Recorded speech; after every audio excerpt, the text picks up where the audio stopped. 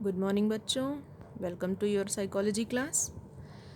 आज की क्लास में हम लोग अधिगम के सिद्धांत, थ्योरीज ऑफ लर्निंग के बारे में पढ़ेंगे। पिछली क्लास में हम लोगों ने अधिगम की मुख्य विधियाँ, मेथड्स ऑफ लर्निंग के बारे में पढ़ा था और आज हम अब अगला टॉपिक शुरू कर रहे हैं, थ्योरीज ऑफ लर्निंग। ठीक है, तो अधिगम के सिद्धांत बहुत सारे हैं मनोविज्ञान में, जो कि अधिगम एक बहुत ही इंटरेस्टिंग और बहुत ही वाइड टॉपिक है जिस पे बहुत सारा वर्क हुआ है, बहुत सारी रिसर्चेस हुई हैं। लेकिन अभी तक कोई भी ऐसी जनरल थ्योरी नहीं है लर्निंग की जो सभी प्रकार के अधिगम को की व्याख्या कर सके, उसको एक्सप्लेन कर सके। ठीक है, तो अलग अलग मनोवैज्ञानिकों ने अलग अलग पक्षों को अपना फोकस बना के और अपनी रिसर्चेस की हैं। तो यहाँ आपके इंटरमीडिएट लेवल पे जो आपके कोर्स में कुछ मेन जो पुरानी क्लासिक थ्योरीज़ हैं, जो अधिगम के क्षेत्र में शुरुआती दौर में जो कुछ एक्सपेरिमेंट्स हुए जो आज भी लैंडमार्क हैं, उनके विषय में आपको आपके कोर्स में दिया हुआ है। तो ये मेनली आपके कोर्स में ये 4 थ्योरीज़ हैं। ठीक है, सबसे पहली जो है वो है थॉर्नडाइक का सिद्धांत। इसको प्रयत्न त्रुटि सिद्धांत भी कहते हैं, थॉर्नडाइक्स थ्योरी या ट्रायल एंड एरर थ्योरी। दूसरी जो आपके कोर्स में थ्योरी है वो अंतर्दृष्टि से संबंधित है, जिसको कि मेनली कोहलर का नाम इसमें आता है। तो कोहलर की थ्योरी और उसका एक्सपेरिमेंट आपके कोर्स में है। फिर तीसरी और मोस्ट इम्पॉर्टेंट जो थ्योरी है, जिससे कि एग्ज़ाम के पॉइंट ऑफ व्यू से अगर हम देखें तो जिससे बहुत क्वेश्चंस आते हैं, वो है आपकी पावलोव की क्लासिकल कंडीशनिंग थ्योरी, पावलोव का प्राचीन अनुबंधन सिद्धांत। ठीक है, और फिर चौथी जो थ्योरी है वो है आपकी स्किनर का नैमित्तिक अनुबंधन सिद्धांत, या स्किनर्स, इसको इंस्ट्रूमेंटल या ऑपरेंट कंडीशनिंग थ्योरी भी कहते हैं। ठीक है, तो ये चारों आपके कोर्स में है, इसको एक एक करके हम पढ़ेंगे। तो सबसे पहले हम शुरू करते हैं आज थॉर्नडाइक की थ्योरी। ठीक है,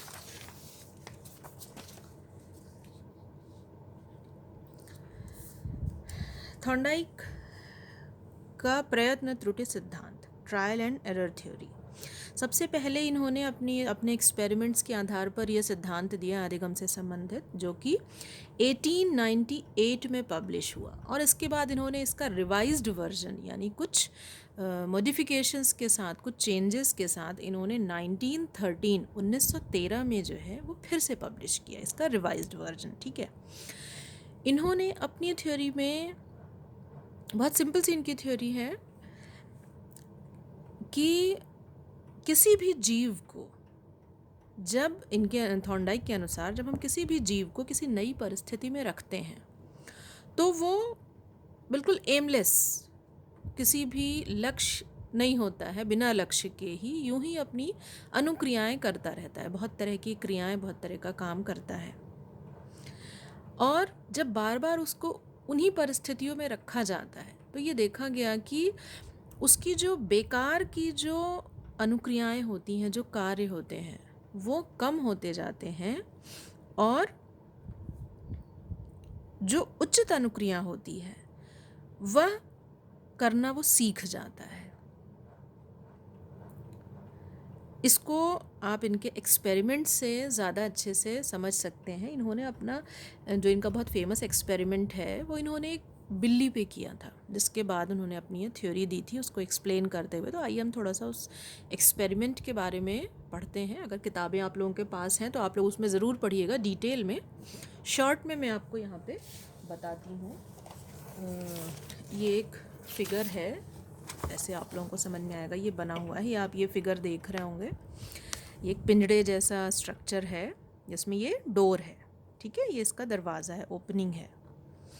अंदर आप ये एक लीवर जैसी संरचना देख रहे हैं, ये इस पिंजड़े के अंदर है। ठीक है, और यहाँ पे ये दरवाजे का हैंडल है। तो इसको जब यहाँ से ये प्रेस होगा, इसको समझने की कोशिश करिए। अंदर से जब हम इस पैनल जैसा ये जो लीवर अंदर है, इस पे अगर इसको हम दबाएंगे तो ये चेन से बंधा हुआ है, तो यहाँ से ये छोड़ देगा और दरवाज़ा ये ऊपर उठ जाएगा। यानी दरवाज़ा जब ऊपर उठ जाएगा तो ये ओपनिंग जो है, ये जो डोर है, ये खुल जाएगा। तो ये समझ में आ गया होगा इनका सेटअप। इस तरह की इन्होंने एक पिंजड़े जैसी वो बनाई मंजूषा, जिसको कि अंदर से इस लीवर को दबाने पर अगर ये लीवर दब जाएगा तो ये दरवाज़ा ऊपर की ओर खिंच जाएगा और खुल जाएगा। ठीक है। और जैसे ही इस पे से पैर हटेगा तो ये समझ में आ गया होगा आप लोगों को। ये फिगर दिख रहा है साफ, नहीं दिख रहा हो तो मैं इसको थोड़ा और क्लोज करती हूँ। ठीक है। ये अंदर लीवर है, इसको प्रेस करने पे ये दरवाज़ा खुलता है। ठीक है। तो इन्होंने अपने प्रयोग में ये किया कि इस मंजूषा में, इस पिंजड़े में उन्होंने एक भूखी बिल्ली को रखा और उस पिंजड़े के बाहर दरवाजे के सामने उन्होंने उसका फेवरेट खाना रखा और भूखी बिल्ली को उस पिंजड़े में बंद कर दिया। तो उन्होंने ये देखा कि वो बिल्ली जो है वो उछल कूद कर रही है, इधर उधर उसकी सलाखों पे कूद रही है और कूदते कूदते अचानक से उसका पैर जो है वो उस लीवर पे भी पड़ गया और जिससे दरवाज़ा खुल गया।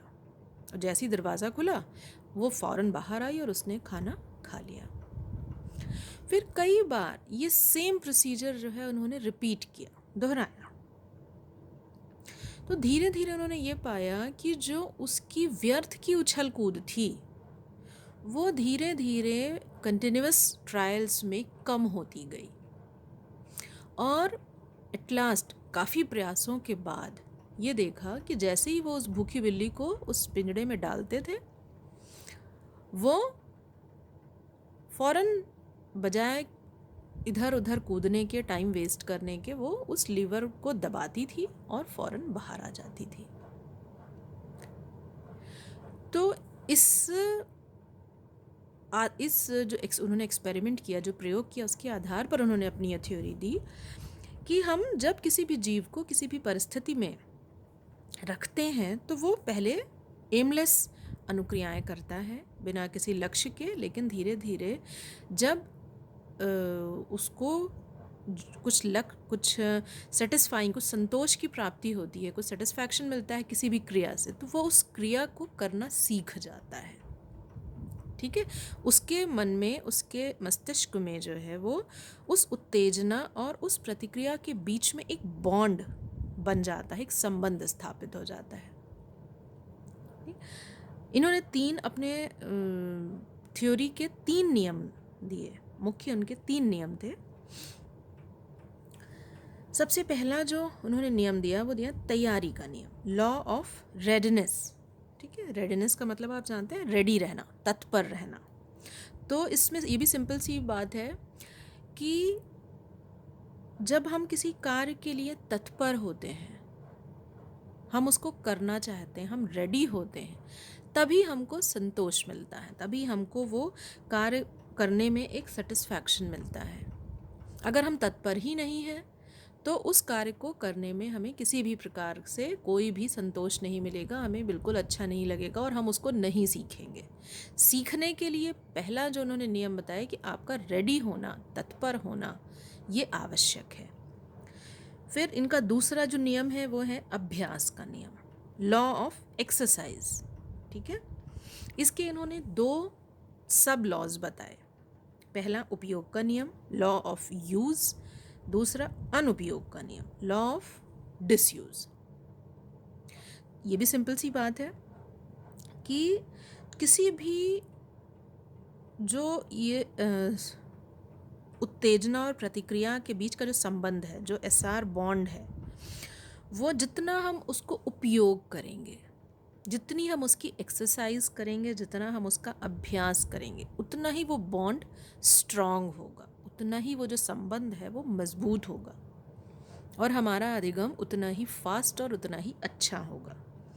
और अगर हम उसको, इसका दूसरा पक्ष है कि अगर हम उसको उपयोग नहीं करेंगे, अगर हम उसकी प्रैक्टिस नहीं करेंगे, तो वो बॉन्ड धीरे धीरे मिट जाएगा। ठीक है।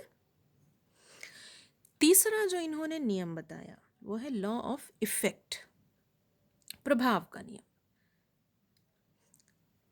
इसमें ये कहा गया कि अगर जो प्रभाव है, जो भी उस बॉन्ड का जो प्रभाव है, जो भी उस उत्तेजना के प्रति जो हमारी अनुक्रिया है, जो हम प्रतिक्रिया दे रहे हैं, अगर उसका इफ़ेक्ट पॉजिटिव है, मतलब हमारे लिए संतोषजनक है, हमारे लिए सेटिस्फाइंग है, तब हम उसको सीखना चाहेंगे, हम उसको सीखेंगे। और अगर उस अनुक्रिया का जो प्रभाव है वो पॉजिटिव नहीं है, वो हमारे लिए सेटिस्फाइंग नहीं है, तो हम उसको नहीं सीखेंगे। जैसे इन्होंने जो अपना एग्जाम्पल लिया, भूखी बिल्ली थी और बाहर उसका खाना रखा हुआ था, तो उसने वो उछल कूद में लीवर दबा और वो बाहर आई, उसने खाना खाया, उसको संतोष मिला, उसकी भूख मिटी। लेकिन अगर वहाँ खाने की जगह कोई और चीज़ होती, कुछ और रखा होता, तो या खाने का ही कोई देखने में खाना लगता लेकिन एक्चुअल में वो खाना ना होता, कोई पत्थर का टुकड़ा होता, तो क्या होता? वो बाहर निकलती, उसको देखती, लेकिन नेक्स्ट टाइम वो उस कार्य को करने के लिए तैयार नहीं होती। फिर उसका जब, क्योंकि उसको कोई प्रभाव नहीं पड़ा, तो वो तैयार नहीं होती। जो पहला नियम है और जो तीसरा नियम है, ये एक दूसरे के पूरक हैं। ठीक है। हम रेडी होते हैं तब हम सीखते हैं, और हम तभी सीखते हैं जब रेडी हम तभी होंगे जब उसका प्रभाव अच्छा होगा, पॉजिटिव होगा, सेटिस्फाइंग होगा। तो ये इन्होंने 3 मुख्य नियम बताए जिसके आधार पर जीव सीखता है। अब इस थ्योरी की बहुत सारी क्रिटिसिज्म भी आई, बहुत सारी आलोचना भी हुई। कुछ मुख्य आलोचना जो है उसको हम इस प्रकार समझ सकते हैं कि सबसे बड़ी बात कि इसमें समय बहुत नष्ट, ये देखा गया, ये कहा गया कि अगर व्यक्ति इस तरह से सीखता है तो उसमें कितना समय नष्ट होगा। क्या हर चीज़ सीखने में हमारा इतना समय नष्ट होता है? अगर हम इतना समय देंगे कुछ चीज़ों को सीखने के लिए तो हमारे लिए बहुत समस्या हो जाएगी। तो ये संभव नहीं है कि ये हम इस तरह से हर चीज़ को सीखें। दूसरी चीज़ कि इन्होंने सिर्फ अपने सिद्धांत में जो है सिंपल एसआर बॉन्ड की बात की कि कोई भी उद्दीपक होता है और अनुक्रिया होती है, उसके बीच में बॉन्ड बन जाता है, संबंध स्थापित हो जाता है, तो हम उसको सीख जाते हैं। लेकिन इसके बीच में जो मेंटल प्रोसेसेस होती हैं, जो मानसिक जो क्रियाएं होती हैं, उसकी इन्होंने बिल्कुल उसको इग्नोर किया, उसकी कोई बात नहीं की है। उसके अलावा इन्होंने आगे जो हम थ्योरी पढ़ेंगे अंतर्दृष्टि की हम बात करेंगे, तब आप इस चीज़ को समझेंगे, इस पॉइंट को, कि अंतर्दृष्टि की इन्होंने कोई बात नहीं की है। जबकि आप खुद ये चीज़ महसूस करते हैं कि बहुत सी चीज़ें हम यूं ही सीख लेते हैं, अंदर से हमें एक अंतर्दृष्टि की प्राप्ति होती है, हमको एक सूझ मिलती है अचानक से काम करते करते कि हाँ, इस काम को हम ऐसे नहीं ऐसे कर लें तो जल्दी हो जाएगा, और वो काम हमारा जल्दी हो जाता है, हम जल्दी सीख जाते हैं। अधिगम वक्र मैंने पहले आप लोगों को पढ़ाया है, तो उसमें अक्सर ऐसा होता है कि सडन जो है वो कर्व ऊपर चला जाता है या सडन नीचे आ जाता है, तो उसके रीजंस इनकी थ्योरी से वो एक्सप्लेन नहीं कर पाती इनकी थ्योरी कि ऐसा क्यों होता है कि अचानक से अधिगम जो है वो बढ़ जाता है। क्योंकि अगर इनकी थ्योरी अगर 100% सही हो तो जो वक्र है वो बिल्कुल एक स्मूथ लाइन होनी चाहिए कि टाइम बढ़ रहा है, अधिगम बढ़ रहा है, एक बराबर रेशियो में बिल्कुल सीधी लाइन आनी चाहिए, लेकिन एक्चुअल में ऐसा नहीं होता है। ठीक है। तो बहुत सारे क्रिटिसिज्म भी इस थ्योरी के आए, लेकिन ये शुरुआती दौर की, शुरुआती टाइम की जो है एक बहुत ही इम्पॉर्टेंट थ्योरी थी जिसने कि अधिगम के क्षेत्र में लोगों का ध्यान आकृष्ट किया। इनकी थ्योरी के बाद फिर बहुत सारे एक्सपेरिमेंटर्स जो है वो अधिगम की ओर और आकर्षित हुए, फिर उन्होंने अपना अपना एक्सपेरिमेंट किया और अपने हिसाब से, अपने अकॉर्डिंग उन्होंने अधिगम को एक्सप्लेन किया कि किस प्रकार अधिगम घटित होता है, किस प्रकार हम सीखते हैं। अगली जो थ्योरी है वो है कोहलर की अंतर्दृष्टि संबंधी सिद्धांत, कोहलर्स इनसाइट थ्योरी। ठीक है। तो अब इसकी बात हम लोग नेक्स्ट क्लास में करेंगे। अभी आप लोग अपनी कॉपी में क्वेश्चन लिख लीजिएगा कि अधिगम संबंधी थॉर्नडाइक के सिद्धांत की व्याख्या कीजिए। ठीक है, इसमें आप डिटेल में इसका आंसर लिखिएगा, लॉन्ग आंसर की तरह से। एक ही क्वेश्चन दे रहे हैं, उसको लॉन्ग आंसर की तरह लिखिएगा। इसमें आप उनकी थ्योरी भी लिखिएगा, शॉर्ट में उनका एक्सपेरिमेंट भी लिखिएगा, और एक्सपेरिमेंट के बाद ये जो उन्होंने 3 मुख्य नियम दिए सीखने के, आप इन तीनों को लिखिएगा। ठीक है, थॉर्नडाइक की थ्योरी, फिर उनका प्रयोग, और उस थॉर्नडाइक के सीखने के नियम, ये पूरा मिला के आप एक लॉन्ग आंसर के हिसाब से ये अपनी नोटबुक में करिएगा काम। फिर नेक्स्ट क्लास में हम कोहलर की थ्योरी पढ़ेंगे। Okay, thank you.